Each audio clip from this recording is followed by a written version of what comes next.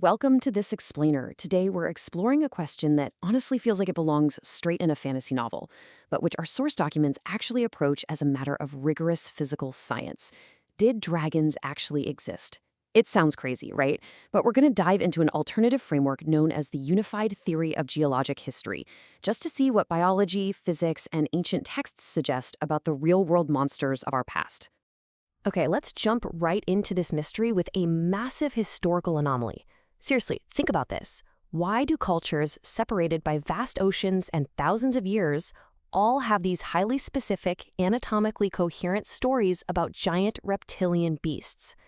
Mainstream models usually just write these off as mere coincidence or shared human psychology.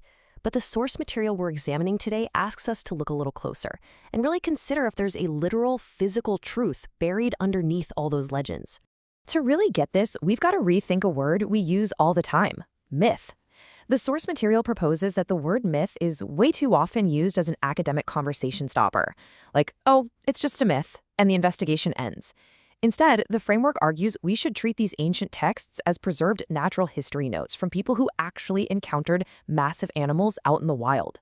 Every mythological elaboration, according to the sources, begins with a concrete historical encounter. So our job isn't to just dismiss the story entirely, but to peel back the layers and identify the real observation underneath it. And this perfectly illustrates the global scope of this anomaly.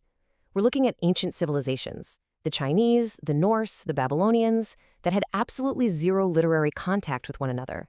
Yet somehow, they preserved the exact same anatomical memories of enormous aquatic and reptilian creatures. The Chinese records speak of massive dragons associated with rivers. The Norse were terrified of the Midgard marine serpent, and the Babylonians described Tiamat, this giant serpent of the deep.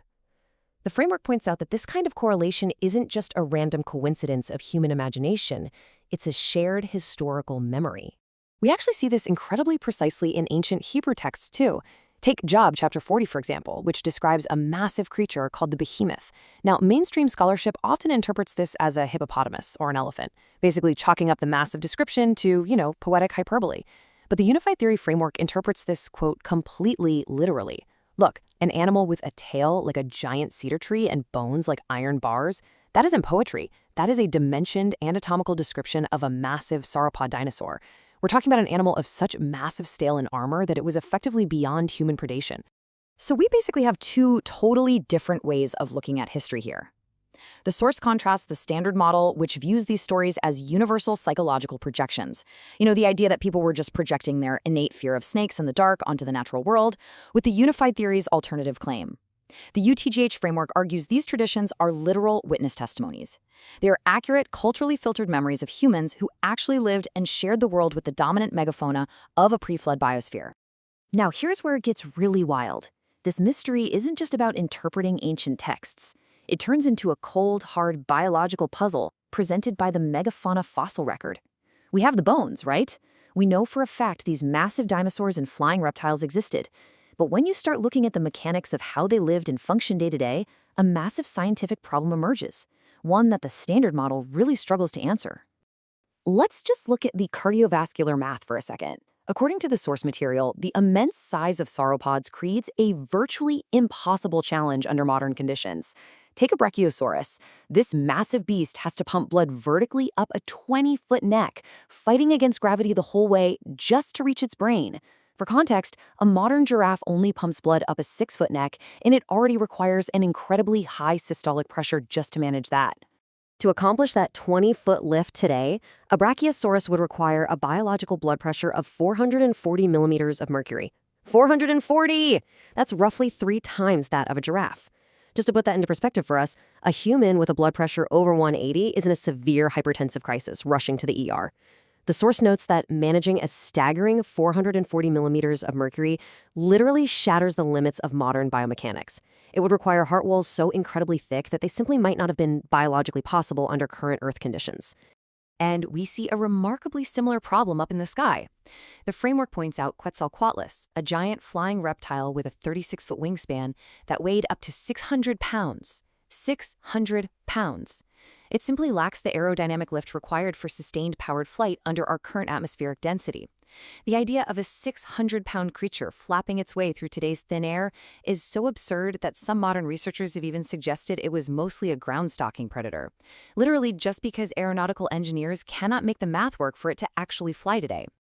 So, what does this all mean? How could these biomechanically impossible creatures have physically thrived? How did they walk, pump blood, and fly? And how did they survive long enough to eventually become the ancient dragon memories of early humanity? Well, if the biology doesn't work in today's world, the framework suggests a pretty radical alternative. We have to look at the world itself. To solve this, the unified theory proposes a radically different physical environment for the pre-flood Earth. The framework derives some very specific parameters: a significantly denser atmosphere at 1.8 atmospheres of pressure, a slightly lower effective surface gravity, and elevated oxygen levels hovering around 28 to 32%. I want you to focus on that 1.8 atmospheres of pressure for a moment. Not only would denser air provide significantly more oxygen per breath, but moving through a highly pressurized, dense fluid environment dramatically alters the cardiovascular load. It acts almost like full-body biological compression gear, supporting the vascular system from the outside. Under these precise conditions, the source argues, the giant sauropod's cardiovascular system goes from biomechanically impossible to entirely coherent. It actually works. And this exact same denser atmosphere acts as a unified solution up in the sky, too. To generate enough aerodynamic lift to fly today, a massive Quetzalcoatlus would need a minimum speed of 62 kilometers per hour, which mechanically it just could not achieve. But apply that denser 1.8 atmosphere and suddenly the minimum flight speed drops to a completely achievable 46 kilometers per hour. That highly pressurized sky makes powered flight for a giant pterosaur comfortably viable. Boom, the math works. But that brings up an obvious question. If these creatures thrived in that dense environment, why aren't they here now? Well, the framework argues that these majestic megafauna didn't just slowly evolve away over millions of years. Actually, scratch that, it was much more sudden. A catastrophic global rupture event violently decompressed a subterranean water reservoir.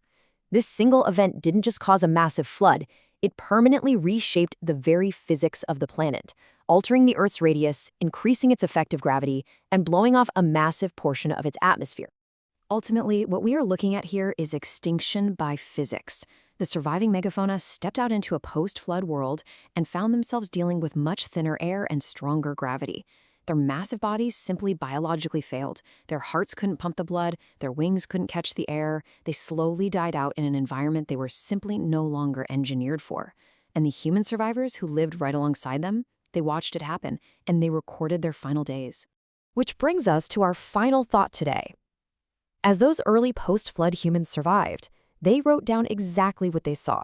They accurately recorded the slow extinction of these awe-inspiring giants, filtering those experiences through their different developing cultures and languages. So we are left to wonder, based on this entire framework, are the dragons of myth simply our ancestors remembering the very real monsters they once shared the world with? It's an absolutely profound lens through which to view human history and the incredible creatures buried beneath our feet. Thanks for joining me on this explainer. Keep asking questions and keep exploring.